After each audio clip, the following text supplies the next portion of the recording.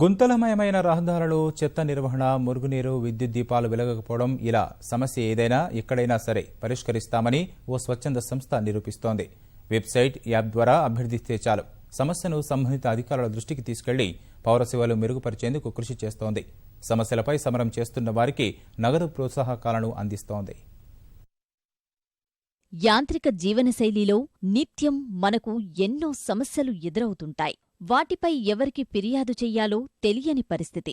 కొన్నిసార్లు ధైర్యం చేసి అధికారుల దృష్టికి తీసుకెళ్లినా స్పందించేవారుండరు. సమాజంలోని సమస్యల పరిష్కారానికి తనవంతు ప్రయత్నం చెయ్యాలనే ఉద్దేశంతో హైదరాబాద్కు చెందిన Suresh innovative citizen redressal forum ICRF పేరుతో స్వచ్ఛంద సంస్థను ప్రారంభించారు. సాఫ్ట్వేర్ సంస్థను నిర్వహిస్తున్న ఆయన ఐసీఆర్ఎఫ్ వెబ్సైట్, యాప్ ద్వారా ప్రజా సమస్యలు పరిష్కారమయ్యేందుకు తోడ్పాటునందిస్తున్నారు. మంచినీరు, రహదారులు, విద్యుత్, ధృవపత్రాలు, అవినీతి సహా ఎలాంటి సమస్యనైనా ఐసీఆర్ఎఫ్కు వివరించే అవకాశం కల్పించారు. ముందుగా ఐసీఆర్ఎఫ్లో రిజిస్టర్ అయిన వారు తమ సమస్యల ఫోటోలతో పాటు ఇతర వివరాలు వెబ్సైట్లో ఉంచాలి. ఆ సమస్య ఏ కార్యాలయం పరిధిలోకి వస్తుందో అక్కడి అధికారికి ఐసీఆర్ఎఫ్ నుంచి సంక్షిప్త సందేశం వెళ్తోంది. అలా దాదాపు 100 సంక్షిప్త సందేశాలు పంపుతుంది. అప్పటికీ స్పందించకపోతే ఐసీఆర్ఎఫ్ బృందం సంబంధిత అధికారి వద్దకు నేరుగా వెళ్లి సమస్య పరిష్కరించాలని విజ్ఞప్తి చేస్తుంది. అవసరమైతే ఉన్నతాధికారుల దృష్టికి తీసుకెళ్లి ఏ విధంగానైనా సమస్య పరిష్కారమయ్యేలా కృషి చేస్తోంది.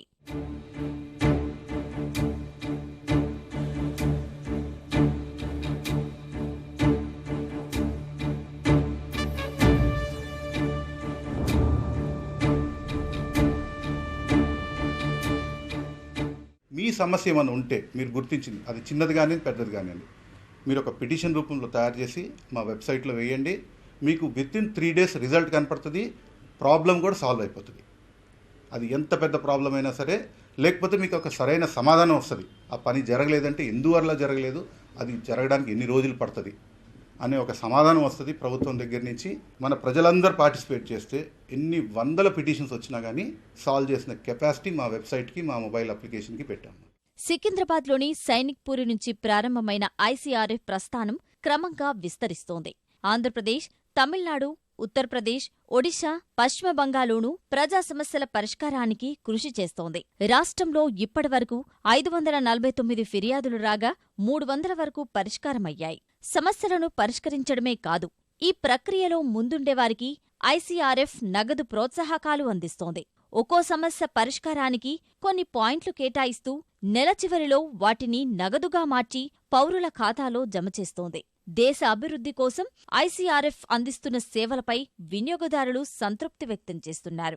మన దగ్గర కూడా ప్రాబ్లమ్స్ ఉన్నాయి కదా, చూద్దామనే ఉద్దేశంతో నేను కూడా ఫోటో తీసి పెట్టాను. దాంట్లో పోస్ట్ చేశాను.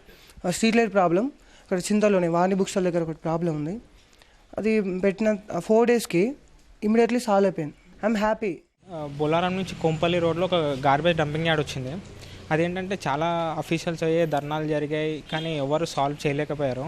నేను జస్ట్ ఒక ఐసీఆర్ఎఫ్లో ఒక జస్ట్ పిటిషన్ వేసి ఒక 15 daysలో దాన్ని కంప్లీట్లీ క్లోజ్ చేయించాం. ఐ థ్యాంక్స్ ఐసీఆర్ఎఫ్, ఎందుకంటే ఇది ఒక మంచి ఈకామర్స్ ప్లాట్ఫామ్ ప్రొవైడ్ చేస్తుంది. ఆన్లైన్ జనరేషన్ కాబట్టి, జనరేషన్ మారుతుంది కాబట్టి ఒక 2020 విజన్ని మనం అచీవ్ చేయాలంటే ఈ ఐసీఆర్ఎఫ్ ద్వారా చాలా ఈజీగా అచీవ్ చేయొచ్చు. థ్యాంక్స్ ఐసీఆర్ఎఫ్. సామాజికవేత్త అన్నా హజారే, ఐకాసా అధ్యక్షుడు కోదండరాం, లోక్సత్తా వ్యవస్థాపకుడు జయప్రకాష్ నారాయణ, ఐపీఎస్ అధికారి లక్ష్మీనారాయణ లాంటి ఎంతోమంది ప్రముఖులు సమాజ శ్రేయస్సు కోసం ఐసీఆర్ఎఫ్ చేస్తున్న సేవలను ప్రశంసించారు.